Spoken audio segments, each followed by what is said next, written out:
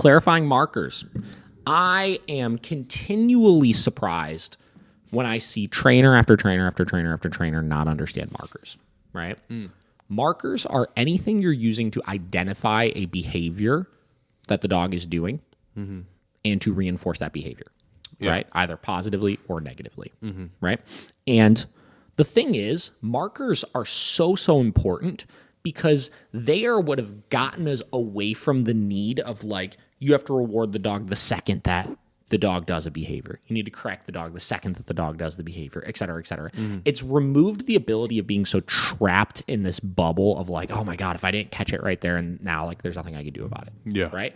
And it allows you to provide more clarity to your training, right? It allows you to identify clearly when we like something, when we don't like something, if we want to reward something from the distance, when we want to reward something from close to us, et cetera, et cetera, et cetera, right? Yeah. They're just a very important communication tool that we use with our dogs, right? So what markers do we use? Basically, there are 3 big markers, right? And then we call it like a release marker as well, right? So you have 2 positive markers, you have 1 negative marker, and you have 1 release marker, right? Those markers can be broken up into terminal markers or bridge markers. So what I mean by that, I think I have them outlined on here, actually. There we go. Wait, no, not this one. Hold on. Markers, here we go. Boom. How about we just read this? All right.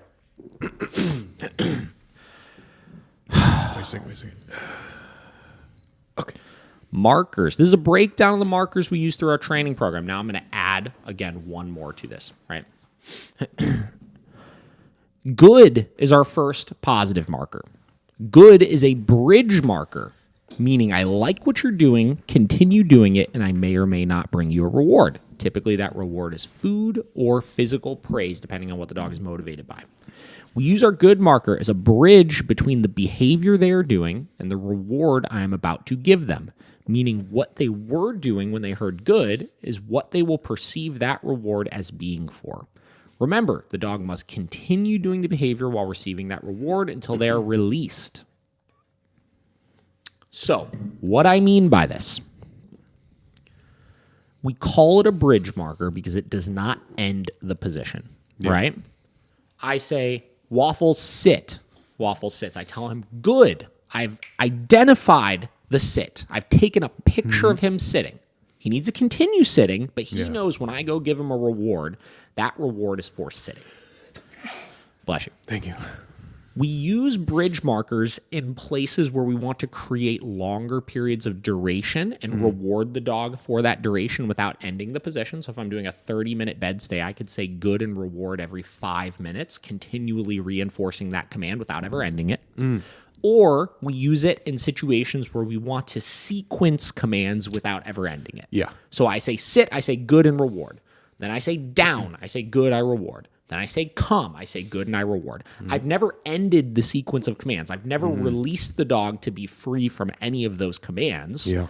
I've just worked one command after another and wanted to reward for them along the way. Yeah. Right? So that's what a bridge marker is. A bridge one is a continuation marker. It means continue doing the thing, but regardless, any of these markers, they're taking a picture of a behavior.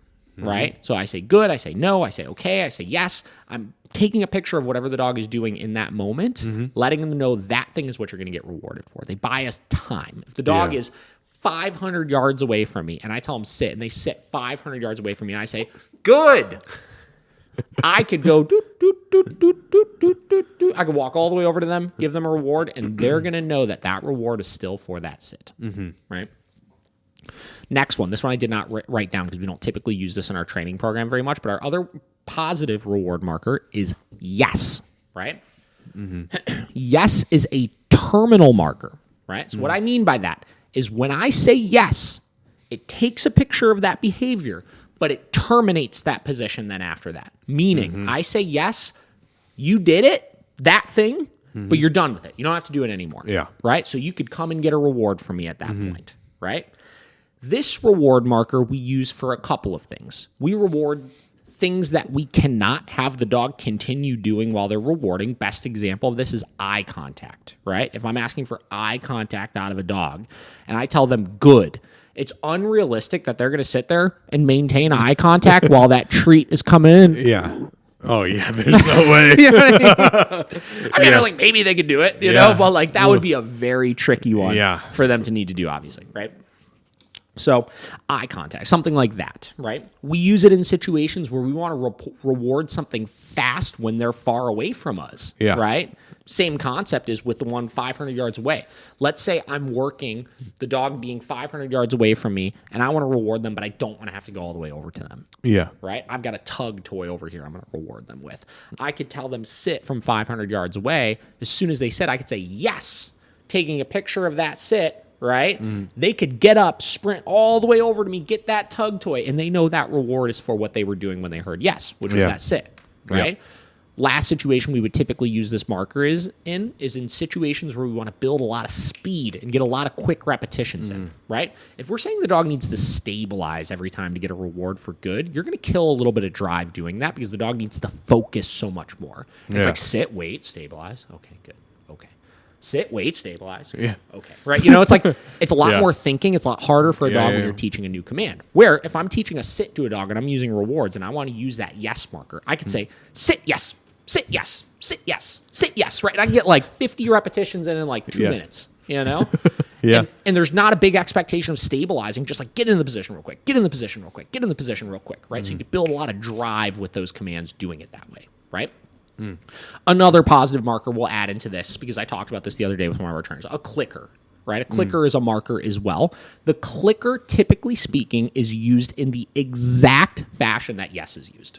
It is no different, right? The way that most trainers will use a clicker, it is literally verbatim the same thing as a yes marker. It's just a click instead of a yes. Yeah. Terminal marker. It identifies the behavior. It releases the dog right away. There's something to be said that a lot of trainers will say about, you know, the click is exactly the same every single time. It's transferable from person to person, which is why people like to use it. I'm not going to disagree with that. You know, I've always just used a verbal marker. I find it's just as effective to me, right? Next, we get into our negative marker. No. This is our negative marker. We classically condition this word to a consequence or punishment, typically a remote collar correction, leash correction, or anything else your dog perceives as negative. We could use this. I had a spelling error in this. We could use this to alter or inhibit unwanted behaviors or correct for noncompliance of a known command. To ensure we maintain the integrity of the marker, it is essential to follow up our negative marker with a punishment 100% of the time, right? So one last point in this is no is also a terminal marker. Let's say I'm working downs, right? I tell the dog down, dog blows me off, doesn't down. And I tell them no, then I give my correction, right?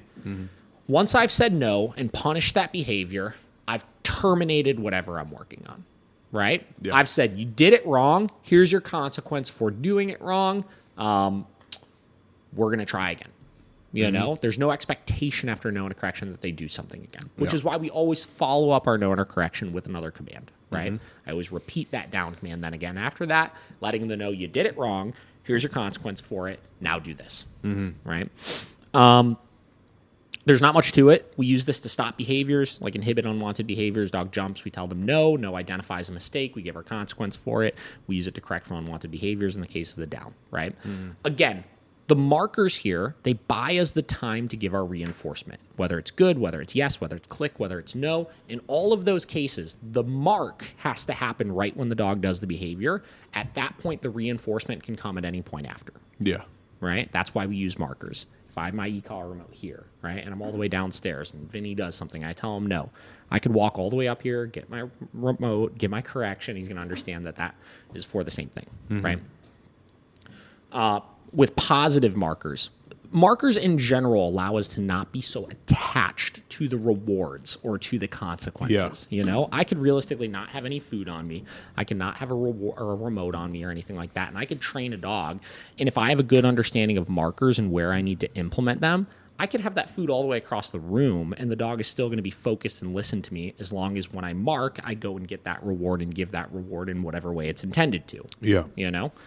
So that's why they're so important. And that's why we'll see a lot of people like in positive only camps again, they'll be like, oh, well, my dog only listened when I have food on me. Well, if the dog only listened when you had food on you, you weren't using your markers correctly. Yeah. Right? Because I could train a dog with just food and not have any food on me and get them to understand it because I'm conditioning in these markers to have associations with them, whether positive or negative. Yeah. You know? So that's the importance of our markers. Last one, okay.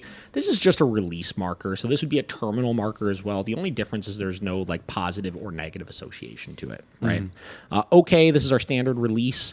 It simply means you're free. We use this marker when we want to end the behavior or release the dog from command. There's no expectation from the dog that anything will occur other than them being free to do as they please.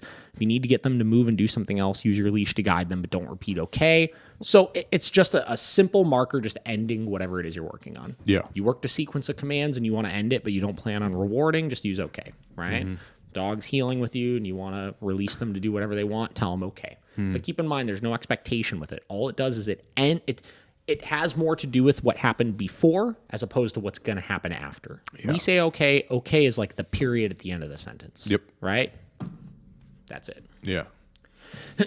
So those are our markers. Those are how we use them. Markers are a very complex subject. It surprises me how few people understand them.